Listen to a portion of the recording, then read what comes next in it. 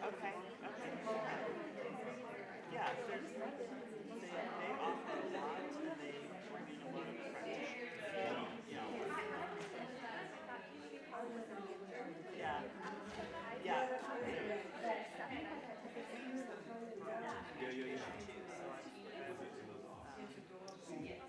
Certain type of engineering consultants that they want to have do some type of courses. So we're they do a great job with that stuff. But yeah, these were good. There was of the writers had a cohort give each other some feedback on things. Not a ton, but it was good basics. Well, yeah, I studied my degrees in theater and arts management. So it is parts related, but I certainly was not doing writing classes, and I loved literature classes and those kind of things, but I never craft writing, and I just kind of wanted to have some basics to at least get some structure going. So that was good. It was nice. It was nice to have something on a regular basis. They had some, assignments that it's all up to you. College course to do a job review, but doing a good practice to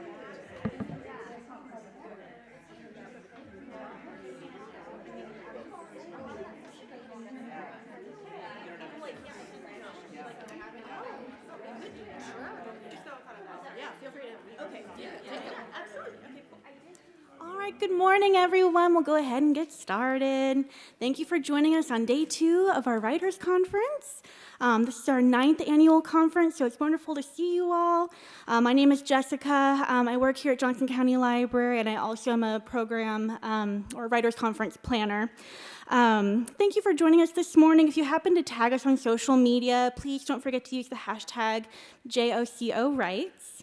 I'll go ahead and introduce our speakers. Dr. Amber A. Logan is a university professor, freelance editor, and author of speculative fiction, living in Overland Park, Kansas with her husband and 2 children.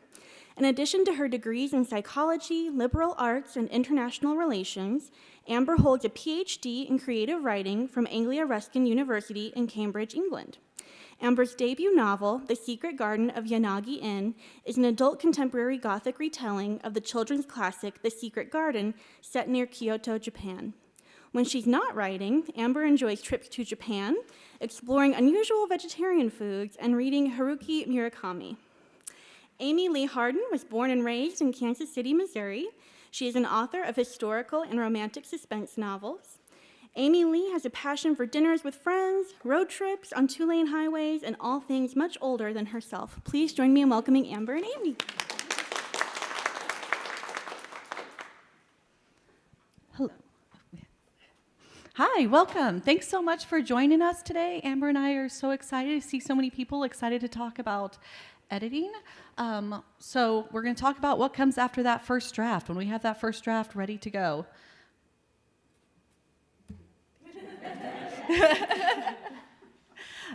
As Jessica was so nice to introduce, my name's Amy Leigh Harden. I write under a pen name because I do still have a day job that I don't really want to confuse. I'm a traffic engineer here in the metro area, so I'd prefer creative and cars to be kept as separate as possible. Okay, and I am Amber A. Logan. Like my introduction said, I have a PhD in creative writing. I'm a university professor, so I teach here locally for Avila University and Baker University, and then I teach graduate creative writing courses for Southern New Hampshire University. I'm a freelance editor. That means that I do work directly with authors on their manuscripts, and I do have business cards and free bookmarks, and I have a copy of my debut novel if anybody wants to flip through it. That's the Secret Garden of Yanagi Inn. And we do have a sign-up sheet if anybody's interested in getting copies of these slides. There is also an optional newsletter sign-up check at the end if you're interested, but I will pass this around. And we will have some questions at the end, but if you have any burning questions throughout, feel free to just raise your hand. We'll be, pretty casual. Yeah, if anyone needs to leave for anything, use the bathroom, take an emergency call, we're pretty casual here. So like Amber said, feel free to jump in with questions. If you have to leave, go ahead and do what you got to do. All right, so first, just a few disclaimers, because there is no one right way to write or edit a book. So we're going to present basically how we do it and how we've developed our own processes, but be aware that it may not work for you. I mean, we will be talking about, the idea here is that this will be an overview of once you've finished a first draft of a novel or a longer work, and we'll go through the process of how you can approach even just what to do with this thing. Like, is anybody here doing NaNoWriMo, out of curiosity? Surprising? Okay, I was going to say, if you do that, then you're going to have a draft that you'll be ready to edit, in theory. And another disclaimer, we will disagree on some points. In fact, we'll have a point where we kind of deviate, and here's what I do, and here's what Amy does, because everybody's going to approach this a little bit differently. So the agenda, what we're going to cover today, how and when to get started. So you've got this very messy draft in theory. How do you even approach editing this monster? So we're going to break it down into big, medium, and small edits, which you'll see on the handout. We kind of have some categories we're going to be looking at. We'll talk about polishing your manuscript, and then we will give you some more resources at the end and end with the Q&A session. Okay, so I'm just curious, how many people here have a first draft or 2 or 3 sitting in a drawer, sitting on a computer, ready to be edited? Oh, awesome, awesome. So are the rest of you guys just kind of planning ahead, looking at... Awesome. That is fantastic. So our first advice here on how to get started is a little counterintuitive. Don't do anything. Take that first draft, put it away, close it off your computer, put it in a drawer, let it sit for a while. Let it sit as long as you can so that your mind has a chance to go from that creative first draft process to a more editor's mind. I recommend writing something else, actually. Either working on some short stories, working on another first draft, so that when you are ready to edit whatever work in progress you've got going on, you're coming at it with new eyes. You've kind of forgotten some of the details. It'll be fun to jump back in it. Because generally by the time you're done with a first draft, you're a little bit sick of those characters. Maybe that's just me, but you're a little bit done with that story. So giving it time to rest, giving your brain time to refresh gives you a chance to really be excited about jumping into it and looking at it again. Like I said, maybe write something else. I would give yourself a month, 6 weeks, 4 or 5 months even, to really get your brain ready to look at it with fresh eyes. So I have this car analogy that I like to use. As you can see here, it's a car, kind of. It's missing some major components. It needs a lot of work. And this is what your draft is likely to look like after, when you've just done your first draft. Again, not everybody's going to be the same. That's what my drafts look like. You might be a person who you edit as you go and you've got a pretty solid, clean draft, but that is not me and largely not what we're going to cover today. We're assuming your draft looks a bit like this. So, yeah. So one takeaway that I want you to have here today, though, is that you don't start with the little details. You wouldn't go into that car and start vacuuming the seats to get the crumbs out. You wouldn't wash it because it's got no door. It needs tires. It needs to be the shape of a car, generally speaking, before you can go to the smaller elements. So the same thing translates when you're looking at a manuscript. You're not going to go in and start polishing all the pretty words in chapter 1. Chapter 1 might not exist after you do your big edits. You might be a completely different chapter 1, and then you have to reintroduce the characters in that new chapter 1, and then so you don't want to do the little stuff before you've done the big work that needs to be done. So figure out your big fixes first. Should always be your guideline there.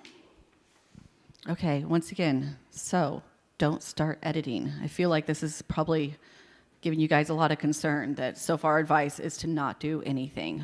Well, we are working diligently, putting it away, working on something else. All of this is work towards getting a final draft that's really wonderful. So we're going to go through our first draft that's been sitting there. It's rested. We're coming at it with fresh, excited eyes. We're excited about the story again. We're interested in seeing what little tidbits we had in there that were better than we thought. And we'll find that. We'll find as we're reading through it like, oh, I thought that was garbage. I thought I didn't have a great secondary character. There's going to be points that really surprise you that you're going to love. And then there's going to be a lot of stuff where you're like, all right, I can see how that could be a little better. So we're going to read through our work in progress. We're taking it out of the drawer. We're opening it up on the computer. There's a lot of different ways of doing this. Some people like to print it out so it feels and looks like a book on paper. Some people like to send it to their Kindle. Some people like to just change the text type so that it feels different. If you're in Scrivener, they'll export it to Word. Something to make it feel different to kind of get your brain in that editing mode. So as we're doing this, Amber and I both have a very similar situation, similar way of doing this. We'll make a punch list as we go of big things. You know, at this point, we're not looking at small things like, oh, we need cooler whatever or more foreshadowing. We're looking at big things. Does our book have a midpoint? Does our book have an antagonist or main character? Does our book have way too many characters? Does nothing happen in the second half of it? Things like this. So read through your first draft. I recommend pen and paper to start taking notes. However you want to do it, start making notes of the really big problems that you need to fix in your first draft. So structure, plot changes, character changes, setting, basically anything that's not working. And you'll find this as you're reading through. Things will jump out at you. Don't start changing anything yet. That's why I recommend printing it out or looking at it on your Kindle so you don't resist that temptation to be like, well, I can clean this sentence up. Don't bother. That sentence might go away. It's probably good enough for what we're doing now. So just as a side note, and we'll come back to this, also, if you're writing historical, if you're writing science fiction, if you're writing anything where you need to do some research, I mean, even contemporary, sometimes there's research we have to do. Make a note of that. I wouldn't recommend hitting researching yet. We'll come back to that. But in that big picture list of things, go ahead and start making notes of what you need to research as well. So here's an example of what our big picture punch lists look like. Mine is on the left, Amy's is here on the right. You can see mine's a lot messier. And the colors are completely arbitrary because I did it at different times. You can see some of them have check marks next to them, some of them have circles, some of them have question marks. So these are all my weird little notations. I can't even read half of that. This was a few years ago that I did this. But you can see, I mean, I have add in a bobtail cat. That's going to be symbolic. So I basically added a new character. So that's an example of a very big picture item that I needed to make sure I put in there. I think somewhere I have figure out the timeline, like put it on a calendar. And we'll talk about that in a little bit. And basically, and some of them I ended up not doing. You'll see I think there are some that have like a dash next to it. I might have decided once I went in further, I was like, maybe I don't need to do that. But throw down all your ideas at this stage. So you have it on paper, and at this point, you're just making the list. Like Amy said, resist the temptation to actually start doing anything until you've done the full read-through and done your punch list. Yeah, so mine here, and I will say that this is written for my brain. Like, Amber could not pick up necessarily my list and start editing based on my notes. They're cryptic, they're weird. A little bit of it is me brainstorming on stuff that I want to happen as we go, but it is just a checklist of everything as I'm reading through that novel that's big that I don't want to forget because it's 300 pages. It's 70,000 words. I'm not going to remember chapter 1, but if I have this list, then I'll have kind of a checklist to go through. You can also see I'm noting things that I need to research. I'm noting characters that might go away, that might get combined. Plot holes. Big plot holes. Still not sure what I'm doing with that one, but so that's what our lists look like for the big picture fixes. Yeah, I like that you mentioned the plot holes because that is something you get through and you realize, oh my gosh, I didn't realize this when I was writing it. And you want to address that before you start cleaning up the language. So I'm a big plot structure person, but one thing I recommend doing as we start going through is looking at our midpoint, our first act, our second act, and that's a different presentation in itself, but we can start looking at our novel once we have it finished and start identifying these major plot points. And, you don't need to go into great detail, but do you have a midpoint? Do you have a climax at the end? Stuff like that we can start looking at now that our novel is put together. So at this point, I actually open it up on my computer. I start moving stuff around. I start figuring out what scenes I can delete, what characters I can delete. I'm moving big chunks of text around. Sometimes when I'm in my editing brain, I'm not necessarily in my creative first draft brain. So I will make a note of a scene. If I know I need a midpoint, or I know I need a scene where our hero and, his lady love kiss, then I might just make a note in the manuscript, add kissing scene here, add sad scene here, something like that gives me information so that when I am ready to go through and add those scenes in, I will generally do it all at once. But at this point, I'm just kind of jumping around, deleting things that are in the wrong place, making note of things that need to be added in. Yeah, and I like your point about how, you don't have to be, even when you finish your punch list and you start attacking some of these things, you don't have to fully implement everything at this stage. I usually hold off. I will have these big brackets that say, do this thing here, and then I'll wait for a later stage when I'm going through and actually doing the writing part. And this is also potentially a good time to try writing your query letter or your synopsis.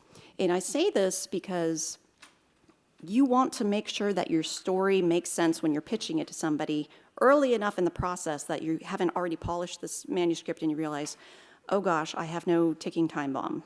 There's no urgency in my story. There's no reason they couldn't just set all this aside and come back in 3 months. I realized that once when I had written a story and I was getting ready to query it, and I was like, oh my gosh, there is no urgency whatsoever in my story. And I didn't realize it until I was trying to succinctly describe what happens in my story.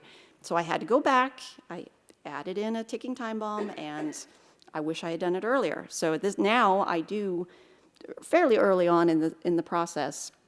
I will go back. I will do a synopsis, was basically re-outlining the story and see if I can pitch it. Because if I can't, then maybe I need a stronger midpoint, a stronger climax, etc. Yeah, even if you're self-publishing, it's really beneficial to start to look at that. Can I summarize my story with a hook in a paragraph? Because that'll start pointing out things you don't have. And then nothing happens there. I've got 30,000 words, but it doesn't actually look like it's very exciting. That'll be pretty obvious when you do a synopsis or a query. Yeah, it's better to do it now than do it much later.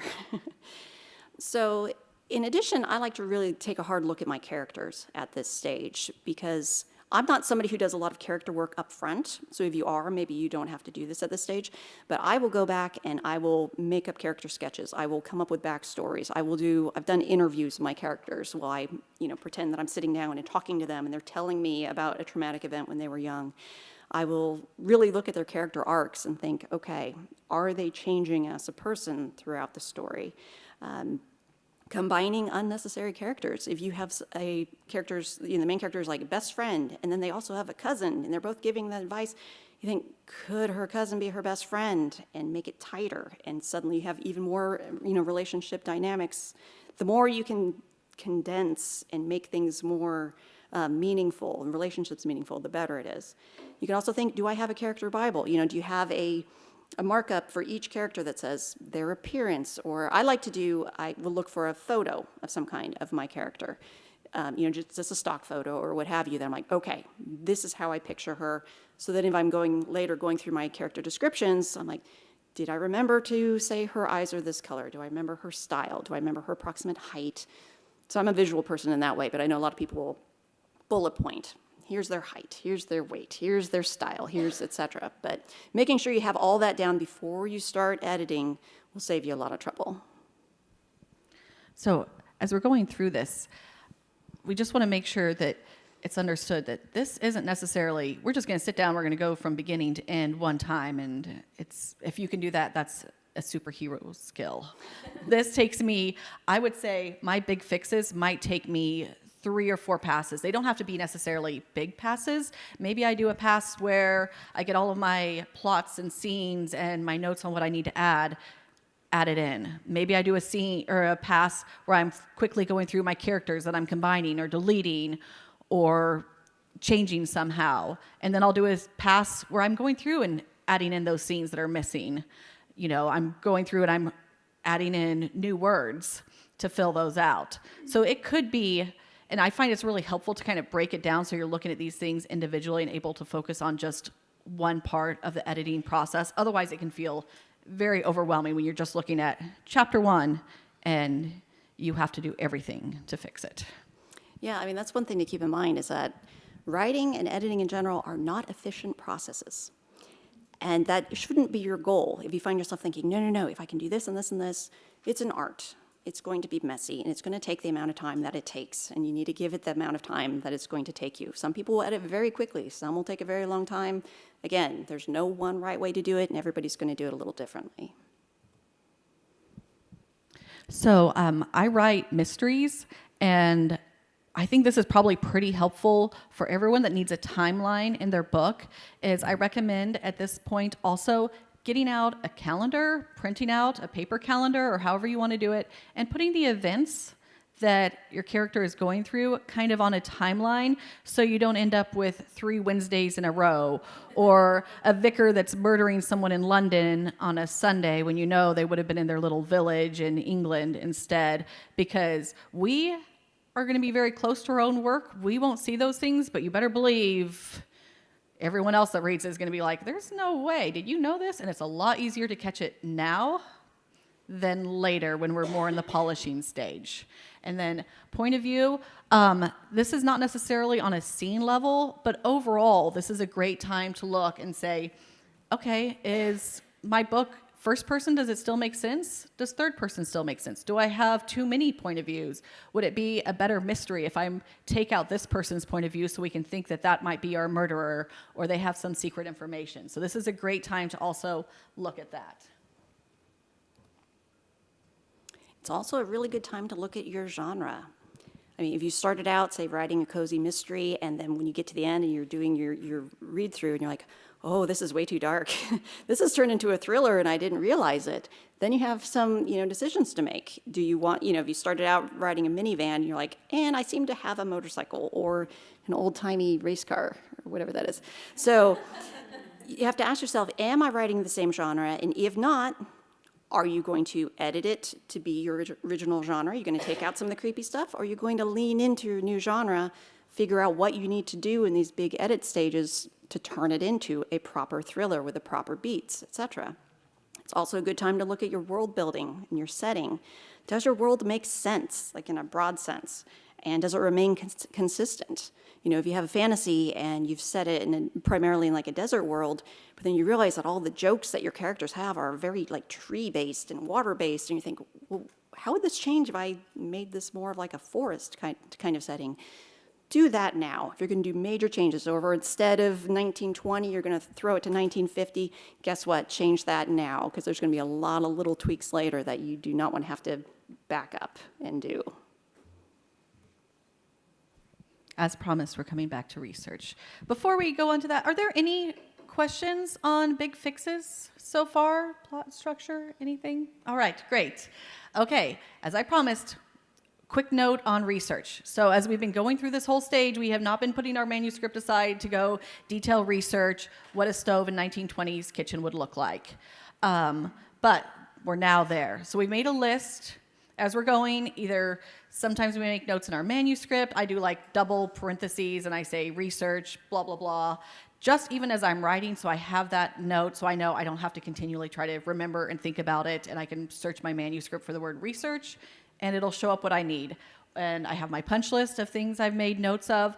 This is a great time, and writing is not efficient, but the one thing we can be a little more efficient on is our research. If we do it all at once, because a lot of times as we're looking for one specific thing, if we need to know what dinner might have looked like, chances are that research is also going to turn up 3 or 4 other things we need that's going to make our novel feel very authentic, very real for either the time period or for the location. So the one place we can be efficient is a little bit on our research if we save it all and do it at one time. It also, is very helpful for those of us that might get down a rabbit hole of I'm going to read all sorts of books on whatever small, very dedicated interest we have, and then we're not actually editing. So if we set aside time for that, we're not like, well, I haven't done any editing because I'm now an expert on the Packard. So, like we were saying earlier, you're going to plan on probably doing more than one pass of these kind of big picture edits. And some of them, like I said, you will actually be implementing as you go during this process. Some of them you may just have a little note in there, but you've offloaded that from your brain to the page. So when you're literally going through line by line, you're adding in these details or what have you. So hopefully at this stage, it looks a bit more like a car. At least we're still missing one tire. It's still pretty junky. But it will feel, at least structurally, it'll feel more like a book.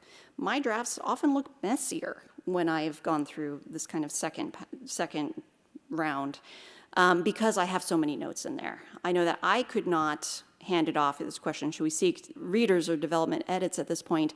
I know that I don't at this stage because it's almost illegible. It's all like my notes covering the whole thing. So I wait, I hold off. But this is also a good time, just like we're talking about genre, to evaluate your word counts. Know the approximate word count length for your specific genre. If you don't know, Google it. It's pretty easy. If you're writing epic fantasy, it's going to be very different than if you're writing literary versus, anything, historical romance. These are all going to have very different numbers. And you need to know if you're close at this stage, especially if you're looking at, I need to add some scenes, I need to delete scenes. Overall, no. Do I need to be making this thing bigger or do I need to be making it smaller when I'm going through my edits? Again, it's a good thing to know. You don't want to have a polished manuscript and it's like, oh, this is 150,000 words. Ideally, it'd be 80. It's bad to find out late in the stage. I've worked with a critique partner that had 120,000 word middle grade novel. She actually had 2 novels. She didn't have one because it was just so much there. And it was really exciting and interesting, but it was really helpful for her to figure that out early on so that she could divide it up and work with a smaller chunk rather than trying to polish the whole thing and then be told by an agent that we need to cut it in half. So once you've established what you're going to do, at least with all your big edits. Oh, go ahead. You had a bullet on that last slide, the last bullet, should you seek readers, what is dev edits? Oh, I'm sorry, developmental edits. So that's kind of like the big picture, is my story working kind of thing, yeah. And should you seek? Well, opinions are divided. Like I said, mine is too messy to hand to anybody. I don't think it would be beneficial for anybody to attempt to read my story at that point. I have, though, in the past, once I've redone my synopsis, I've handed that off to somebody and be like, does the story make sense? But because the writing will not make sense. The story. I've gone ahead and gotten developmental edits at this point with the idea that the person is reading for nothing but plot and structure. And really good editors are totally capable of doing that. They are absolutely capable of being like, okay, I understand this character's going to change. I understand this setting will be whatever, and just read for that plot and structure and can give really good feedback. Because I was trying to determine, am I writing a thriller or am I writing a cozy? And getting that feedback early on really helped me decide which direction to go. Yeah, you just have to be really clear with whoever is reading your work what you're looking for at that stage. Say, please do not try to fix all of my commas, because we are not there yet, right? We're not to the vacuuming and the polishing yet. Yes? I realize this is personal preference, but are you doing this on hard copy or in your computer? So the question was, are we doing this hard copy or on computer? I personally, I don't think I ever print out my work. So I'm very much digital. I make notes on my hard copy, but I'm actually having that notes, my handwritten notes, my printout, they're kind of beside me and working on my laptop at this point. Thank you. So yeah, so then we're ready to move on to the medium and small edits, which are really more of the chapter and scene level. So we're no longer looking necessarily at this huge piece, because in theory, we've got the chunks where they ought to be, and we are ready to move on. So, and this is a part where we kind of deviate a little bit. For the most part, they're pretty similar processes, but I'll walk you kind of through what I do. So at this point, I do another read-through of my work in progress. Again, resisting the temptation to actually edit anything as I'm going. I make a punch list. Again, medium and small. In this case, medium is basically anything that's going to affect multiple scenes throughout the book. Small are things that are going to affect one scene. So some examples, and I'm pretty sure these are largely covered on your handouts there. Medium edits would be something like foreshadowing or symbolism. If I, late in my draft, decided that I'm going to have this object and it's going to have this great importance, but I only decided when I was 3/4 through writing the first draft, this is a time when I need to go in and I'll make notes on my manuscript saying, okay, mention it here, mention it here, mention it here. So I need to like put in those little clues. And of course, that's going to be multiple chapters. This is a time where I will actually address characterization issues. I like to do chapter epigraphs. So that's like if you have a quote at the beginning of all your chapters, I do all of that at once. I figure out which quotes, I'll make a collection of quotes, and I'll figure out which ones apply the best to the chapter I'm writing. Flashbacks, if I've determined that I need to have flashbacks inserted, it's kind of like inserting scenes, but kind of like on a smaller level. Or if I need to get rid of any flashbacks, I might evaluate that now. Or if I decide, you know, I dramatize this flashback, it can really just be a sentence. This is the stage I would look at those. Could you explain chapter epigraphs a little more? Yeah. Well, that's, the question is, can I talk a little bit more about the chapter epigraphs? And that's kind of just like a stylistic thing that I do. Because if you think about books that have either A, clever titles for their chapters, or like in my case, I will have little blurbs of either famous quotes or quotes from like a book that's referenced in the story. And it's just like a stylistic thing that I like to do, but it's one of those things that I have to actually commit to doing it at some point. And at this point, I feel like I know what my chapters are, because I didn't really talk about that earlier, but my first drafts don't have chapters. It's just one big continuous thing with occasional breaks if I notice one. So part of the big edits that I do is actually breaking it into chapters. So now I'm like, oh, I have these chapters that are specific units. Now I can make them fancy and make them a little bit more, give them that character by adding the fun little quotes at the beginning. And then we had the setting details. Like if you have, and this could be on big scale or small scale. If you're doing a fantasy novel, maybe you already did a map before you even started writing. It's probably a good idea. But even if you're writing a mystery and it's all happening in like a manor house, you might need to know the floor plan of that house to know that, okay, well, this person was upstairs, this person was over here. Get that down on paper now, because you want to, when you're going through your edits, you don't want to have those mistakes which come back to bite you later because you realize a person was way too far away. They could not have done the crime that you are saying they did, etc. So make your maps. And then the small edits that I do, like I said, are primarily things that only affect one scene or that are very easy to do, like name changes. If I decided that Mary is now going to be Marilyn, I can just do the Control F, find and replace, do that at this stage. Also, names of places, if it's like a made-up name of a place, just do that quick and easy. Details of meals or clothing, color, preference changes. Also just tone and vibes. Sometimes I will find that I've written a chapter and I was like, it's kind of cheerful, really, and it's leading into something that's very bad, so I need to have it start light, and by the end of that chapter, it needs to have kind of a dark undertone. So it's not really changing major things, but I may even just look at the adjectives I use. Like, okay, how can I make this fit more the tone that I realize this scene now needs? And I will have done any major research ahead of time, but this is a point where I will look at all my minor research, like a product. Like if I know my characters are walking into a bar in Tokyo and I think, oh, what kind of beer would they drink? What really talks about their personality and the time? I will have somewhere a bracket that says insert beer. And so this would be the time that I'm like, okay, I actually need to go and pick that out. Additional minor little setting details, particularly like I said, if you're doing something historical where you need to check and be like, would they have carpets down there? Would that be hard floors? How would, what makes sense here? Dates, particularly if you're doing something historical, know the dates of major events, of battles, of political things that are going on to make sure that you're not tripping yourself up anywhere. And just terminology. It can be if you're talking about historical things, or it can be a culture that you're not as familiar with. make sure you're using the right terms for people, for objects, for slang. And this is a good time potentially to look at a sensitivity reader or to get an expert in a field that you're not as familiar with to make sure that you generally are using the right lingo and you haven't made any major issues with how you're presenting the stuff that you're not quite as familiar with. So I feel like Amber probably does a lot of this very intuitively, but I write mystery, so I need to make sure that a lot of this is in my chapters. So I specifically look at the beginning of my chapter.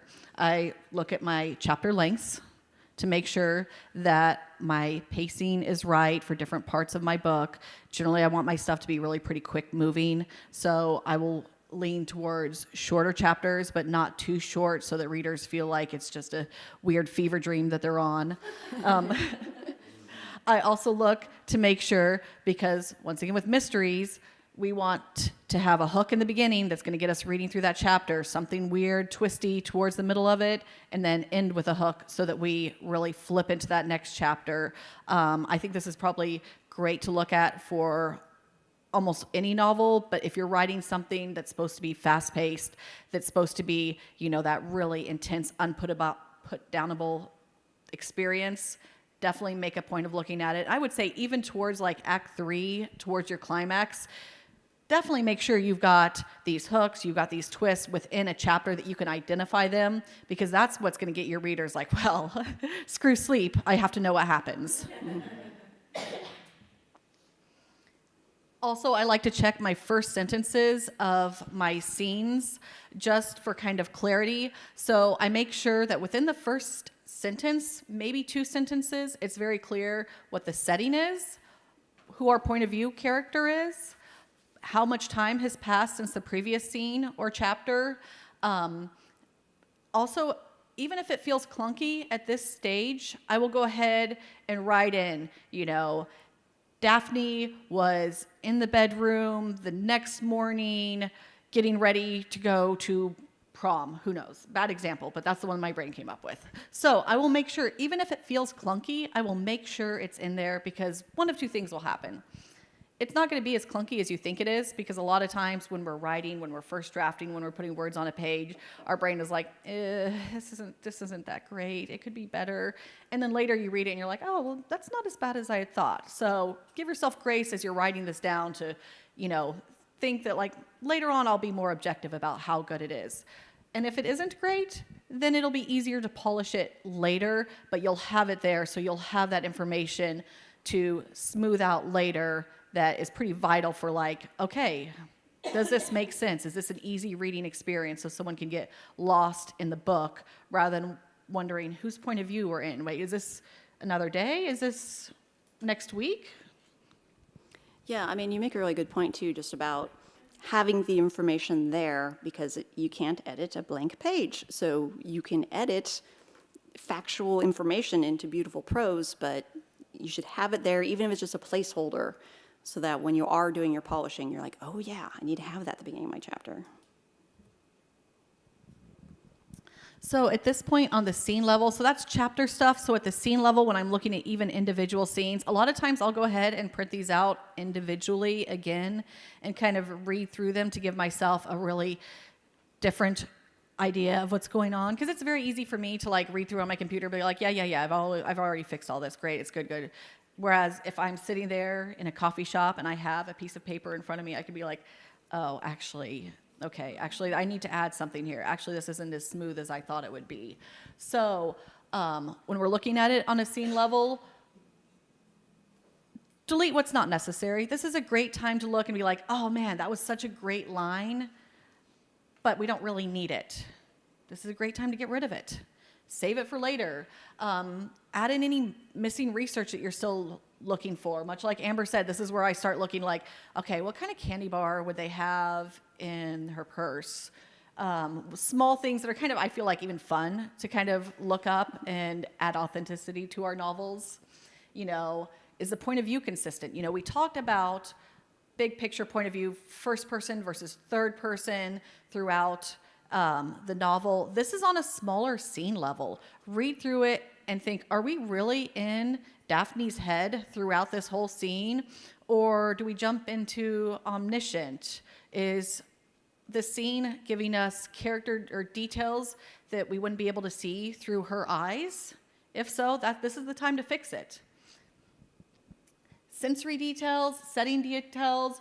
I love to read through my dialogue at this point and really make it snappy, because at this point I know these characters very, very well, and it's easy and fun to go through and be like, oh man, Charlie's my sarcastic character. Charlie's the one that's going to take everything kind of irreverently. Let's go through and amp that up in dialogue. Let's make Charlie really a character at this point, because you know them well. You can do this with your dialogue. You can have a lot of fun with it. I mean, honestly, at this point, I'm having fun with editing. Up in, first draft, I'm not really having that much fun, but at this point, you got a pretty good book. Like, you're going to have fun looking at these little things and spicing them up. Internalization, symbolism, foreshadowing, all great things to add now. Also, I recommend, has anyone read, I know some of you guys have, Scene and Structure, Jack Bickham? Yes. Yes, our critique group kind of jokes that we call him Saint Bickham, because just everyone go find a copy. It is just fantastic. He talks about scene level editing in such detail that it really makes you think. I've read it a couple of times, and I still pick up new things like, oh, that's what they're talking about with this. Oh, yeah, my writing will be better if I add that in. So, highly recommend. So again, plan on doing multiple passes at this stage. So when I've got my punch list of the medium and small, I'm going through and I'm usually just kind of plunking in those notes. You should see how messy my manuscript is by the time I'm ready to actually go through and do like a full pass on it. So at this time, again, maybe this is a good time to look at for beta readers. It sounds like Amy's drafts at this point are a lot cleaner than mine. I realize that my polishing stage is really quite a large stage in a lot of ways, because I will not even look at the line level, like how does this individual sentence sound, until I'm really at that final stage. Like right now I'm working on editing a book, which when I was drafting it, it was like half past tense and half present tense. I mean, like erratically, like in the middle of a scene, I would change because I was just drafting like mad and I wasn't paying attention. If I'd sit down one day and I felt like doing past tense, I would.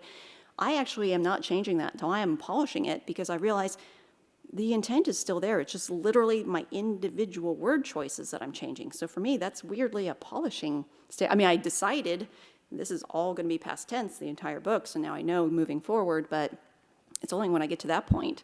So if you do decide that you want to do beta readers or get a development editor at this point, again, the important thing is to let them know what you are looking for. Like, I know that the times that I have given my readers a fairly early stage book, I actually would hand them 3 different highlighters.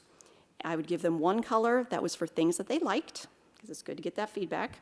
I would do one color that was things that confused them. And, oh God, what was the third one?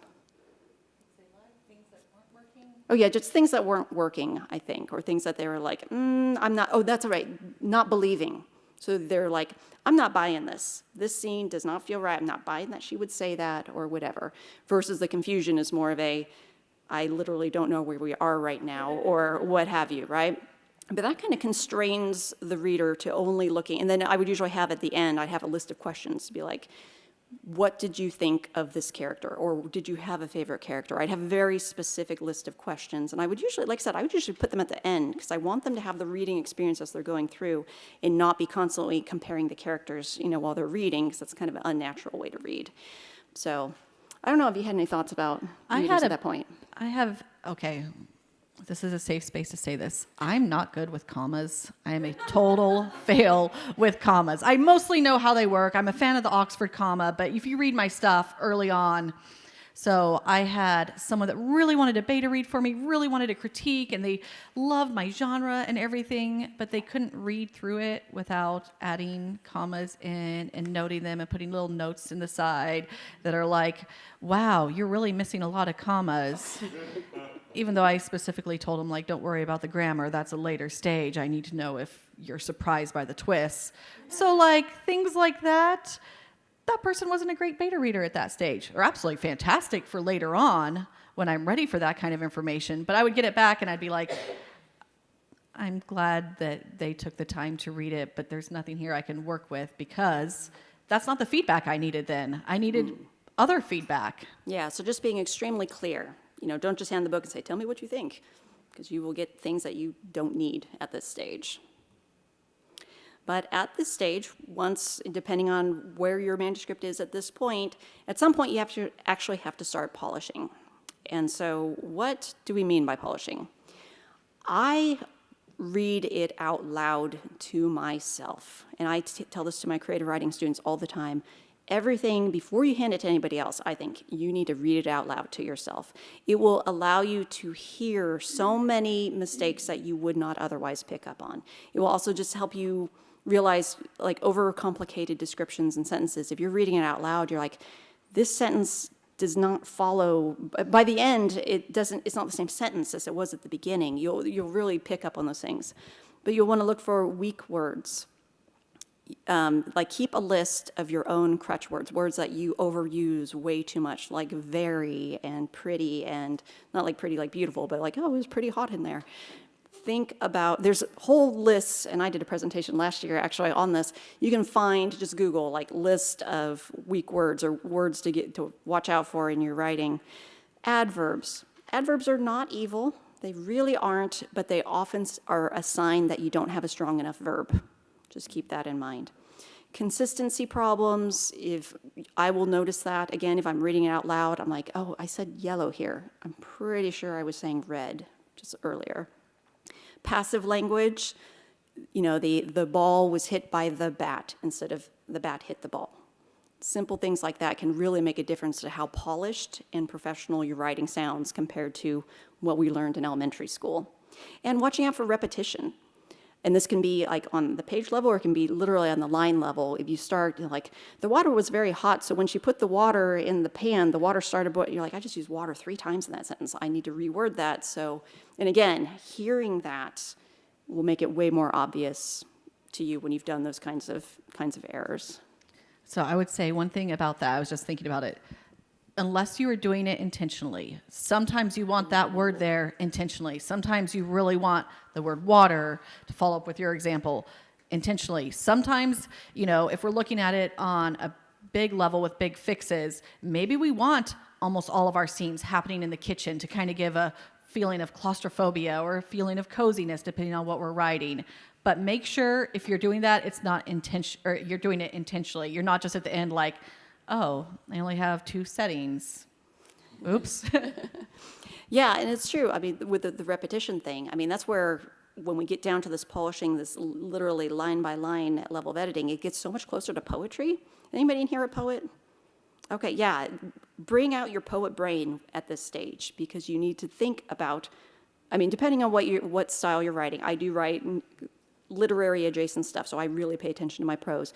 If you're writing like a thriller where it's just like, no, we need short, snappy sentences, I mean, be aware of that as well, but make your style of prose match the type of genre too that you're looking for. So once again, we're on repeat here. Probably gonna take more than 1 pass. Might take 3 or 4, might take 5. Sometimes I'm still, well, we won't go into that, but it can take a lot. This would also be the time, once again, I have admitted my comma dilemma to you guys. I would lean on Pro Writing Aid or Grammarly and run it through and double check my spelling. It will also call out if you start 3 or 4 sentences with I or she or they, stuff like that, where it's still up to you to fix it, but it'll at least help, call your attention to that. Yes? Do you recommend paying for the upgrade for Grammarly, or?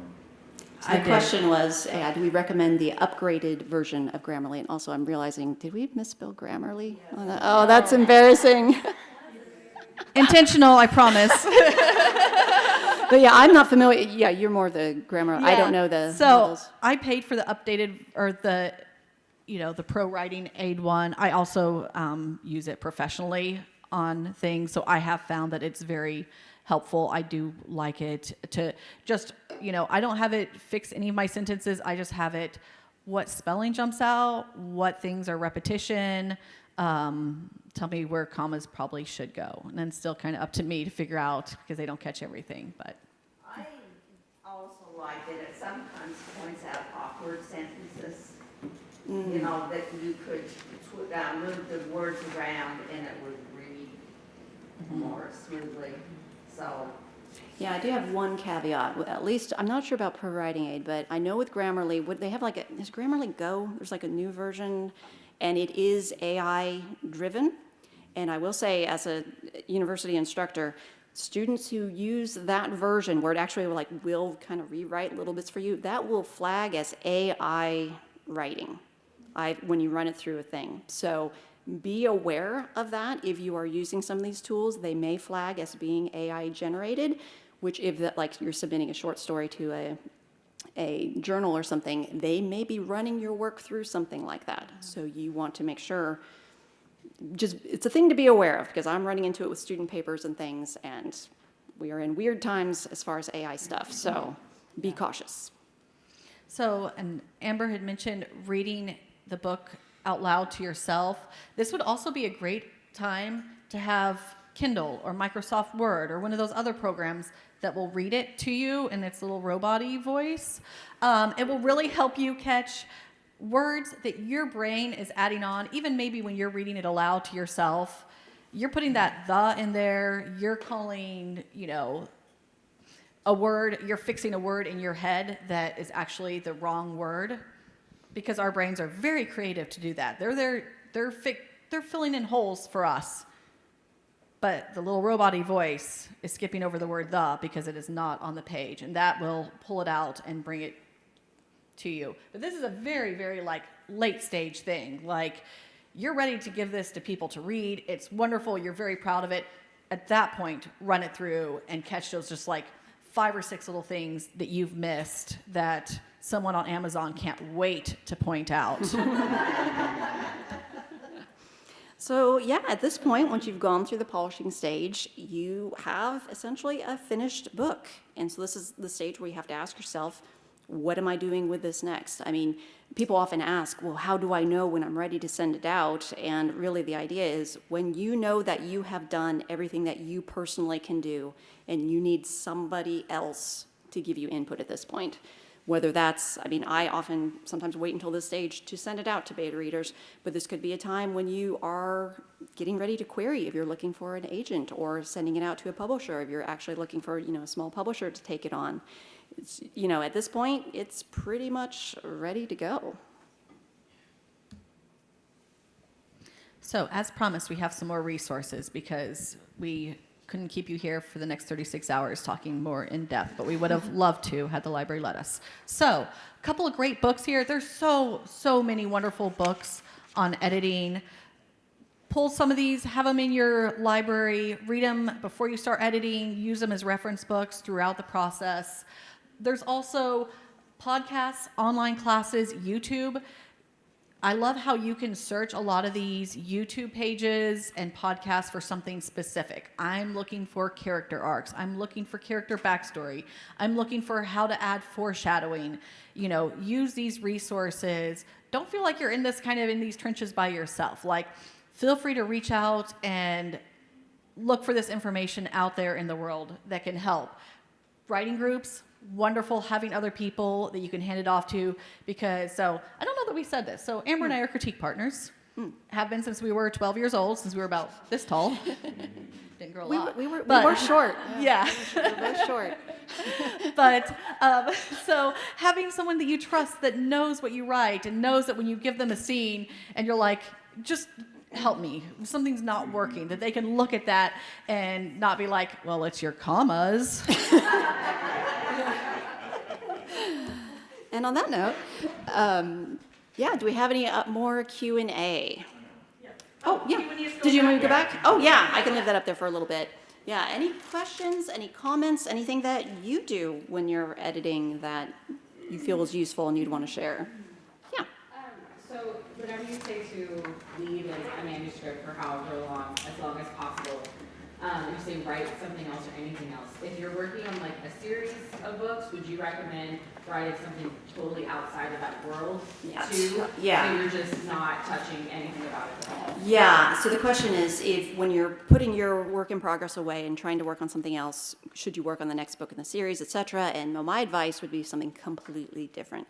In fact, for many years, I would have my palette cleanser manuscript that I was working on. I still actually have it and work on it a little bit, and it's something that is a completely different tone. It's like a YA steampunk thing, which is very different than what I write. But I will just go over and I'll be like, okay, for the next 2 weeks, I'm just gonna draft on this thing and have fun. So my mind's in drafting mode. It's in a different voice, completely different. So then when I come back over here to edit, I'm like, okay, this is completely separate. I'm ready to start fresh. Plus, eventually, maybe I'll finish that palette cleanser and I'll be like, hey, free book, you know? That just kind of came out of nowhere, so.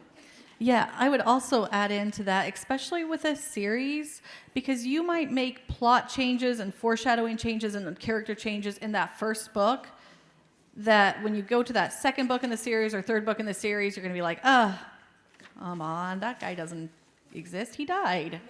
Yeah, no, that's a really good point. Yeah, I would definitely wait until you know what's going to happen in the first book. So, any other questions, comments? No? All right, well, thank you so much, everybody. Thanks for coming.